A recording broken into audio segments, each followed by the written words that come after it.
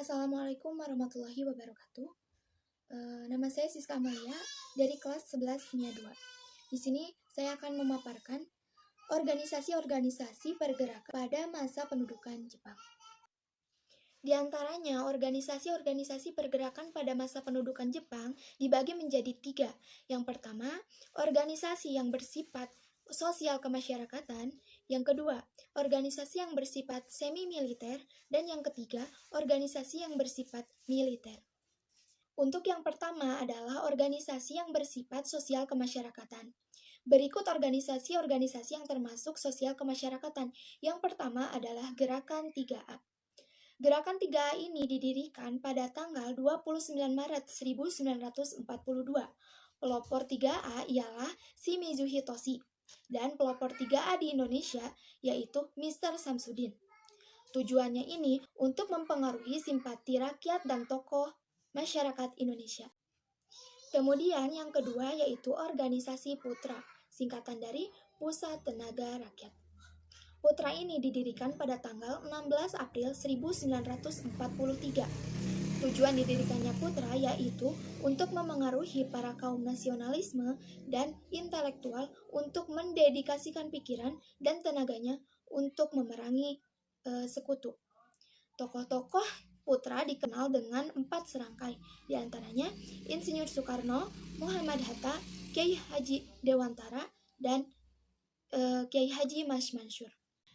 Untuk yang ketiga yaitu MIAI atau Majelis Islam Aula Indonesia. Organisasi ini merupakan organisasi yang diperbolehkan berdiri di Indonesia karena pada masa pemerintahan kolonial Belanda, Belanda tidak menyukai umat Islam di tanah jajahannya. Masalah ini dimanfaatkan oleh Jepang untuk mengambil alih Nusantara untuk mendukung Jepang dalam melawan sekutu.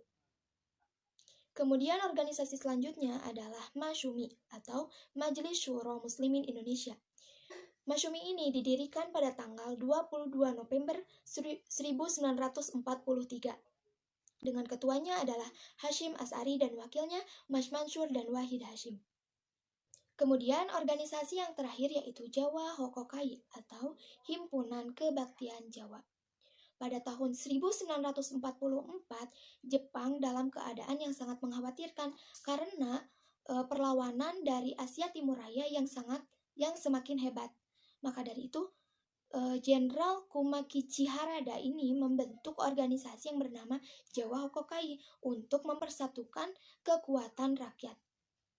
Nah, selain organisasi yang bersifat sosial kemasyarakatan, ada juga yang kedua, organisasi semi-militer, yang di dalamnya bentuk perhatian Jepang terhadap pemuda di pedesaan. Berikut organisasi-organisasi yang termasuk organisasi semi-militer. Yang pertama ada organisasi Seinendan atau Barisan Pemuda. Seinendan ini berdiri pada 9 Maret 1943 dengan anggotanya para pemuda berumur 14 sampai 22 tahun dengan tujuan yaitu untuk mendidik dan melatih para pemuda untuk mempertahankan tanah air Indonesia. Yang kedua, ada organisasi KI Bodan atau Pembantu Polisi.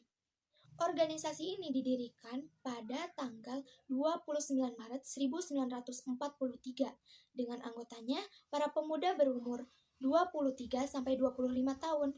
Tujuannya untuk membantu tugas-tugas kepolisian. Kemudian yang ketiga yaitu Suisintai atau Barisan Pelopor.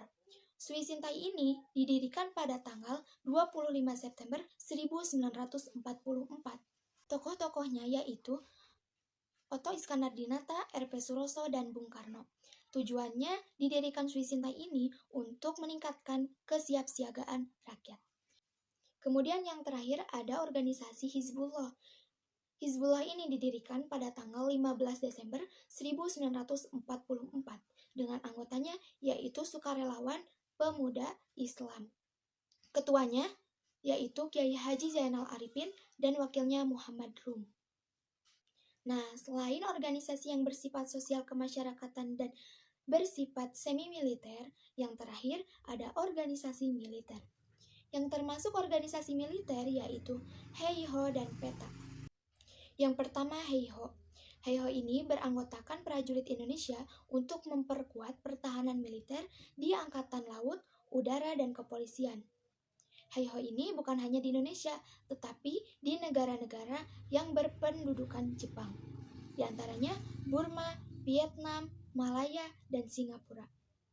Kemudian yang kedua yaitu PETA atau Pembela Tanah Air. Organisasi ini didirikan pada tanggal 3 Oktober 1943 dengan tujuan untuk membantu kekuatan Heiho. Namun, berbeda dengan Heiho, PETA ini diperbolehkan memiliki jabatan dalam kemiliteran.